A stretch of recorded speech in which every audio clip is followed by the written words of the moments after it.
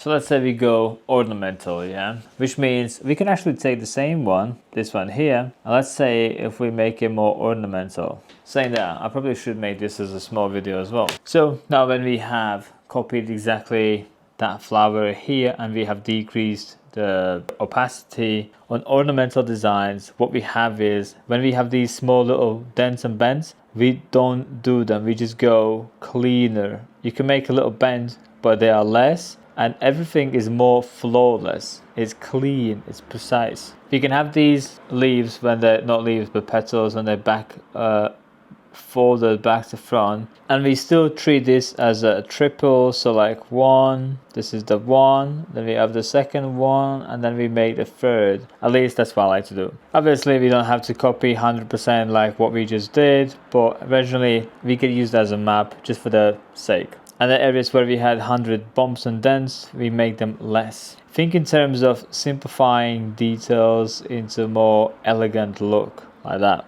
Make sure the lines are consistent, make sure the lines are nice and neat. That's why we put the stabilization only so much, because it allows us to do clean line work, but we can pull those lines quite fast. If you put more stabilization on, it kind of makes it harder to pull these lines. As in like the iPad or the tablet you use will start to like either slow down or your brush will just be laggy, which is kind of not cool. And for the middle, we do exactly the same. We just simplify and we simplify, and again we simplify. I still like to make quite busy middles, detailed middles, where leaves and petals, well, I don't know why I'm saying leaves, but petals are blocking each other. And the outside ones only can go so far, exactly like we just did previously. And again we simplify, make it elegant and neat. 1, 2, and third. See how nice that looks. I've divided them all pretty much on like threes, but sometimes I make like a addition to the third, like here for example. It's like a little dent, but that's cool. That looks just cute. It looks like it's supposed to be. It looks like nature would make stuff like that.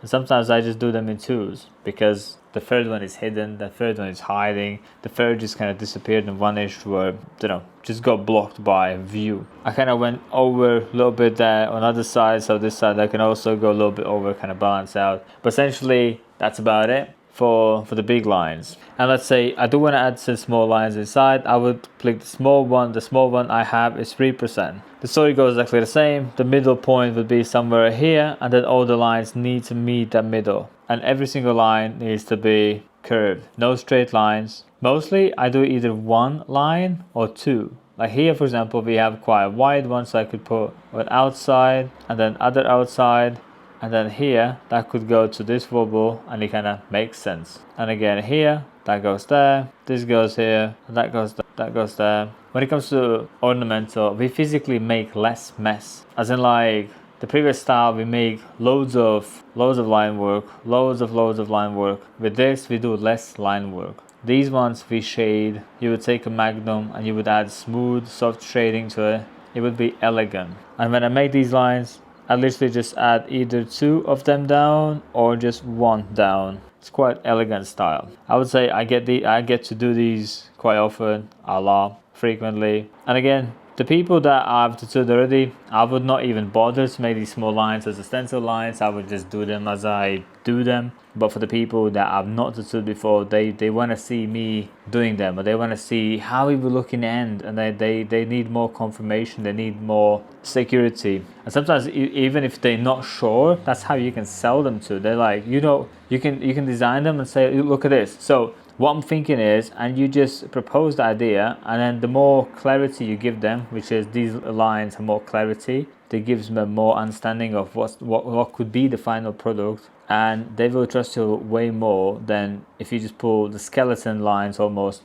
and you say, I want you to trust me, and then they will trust you less because you kind of design less, and they could almost take that quite offensive, saying, well, is that all you got for me? Is that all you sketched? That's how much effort you put in? And they could take it the opposite way. They could take it quite offensive, whereas that wouldn't be a compliment. So what I like to do is when I have the first timers, I do extra, and then once they know, they just know that, and I know they know, and they'll be fine. If they're still a little bit insecure, okay, cool, I can do it. But mostly the people who come to me all the time, they're just fine. And this is my personal touch. This is what I like to do. And if you probably have seen double line, then you can see that's probably me. But my idea was if I can get readability more, then it would be cooler. So what I like to do is I like to double line these ends, which then kind of nicely indicates which is the outer lines, which is the inner lines, and gives more readability, I would say. So what I like to do is the outer lines, or the skeleton lines, the big lines, that those are quite thick. But inner lines, the lines after that, the second row, I do them a little bit thinner, and they become really nicely secondary lines. They are, at least in my head, it gives more readability, more understanding of what's happening, and it kind of makes it easier to follow the petals. And even this petal could look like it's one of those open ones, but by giving double line, I kind of give the idea that that's the outer side. And then for the middle, I also just like to draw these little lines inside, depending how big they are, because sometimes I do put like a middle with a little focal point, and then it's easier to understand where the middle is. Probably more like this. I would do, let's say, one like this, maybe a second one like this, and then third one like that, and then that gives me some overlaps, and then I draw the middle part. Maybe, no, that doesn't look cool. Let's try again, like that. Then we have the opening, and let's say then I pull some lines down like that. I probably need to put some little ones in there, and then we got a few of that comes here, and then few goes there. Maybe I can squeeze another one in here, and let's say we got a few that comes and covers, and a few bend that way, and a few come from above, and then I can draw some like behind it, and some here and some here. It kind of depends how busy you want to go, how much detail you want to put in, how much mess you want to make, how big is the flower, because if the flower is quite small, there's no point doing these little details. If the flower is big enough, you can put those details in here and they'll look alright and they'll make sense. But if you only have a small little flower on someone's wrist, there's no point to go too crazy with the details, which is going to be blurred in like half a year anyway. So you have to really look on the situation. So I just make a busy middle, saying that that could go black. And I would say ornamental ones are what people do the most. And while we have this space, I might do a traditional one as well. Why not? That's the next video.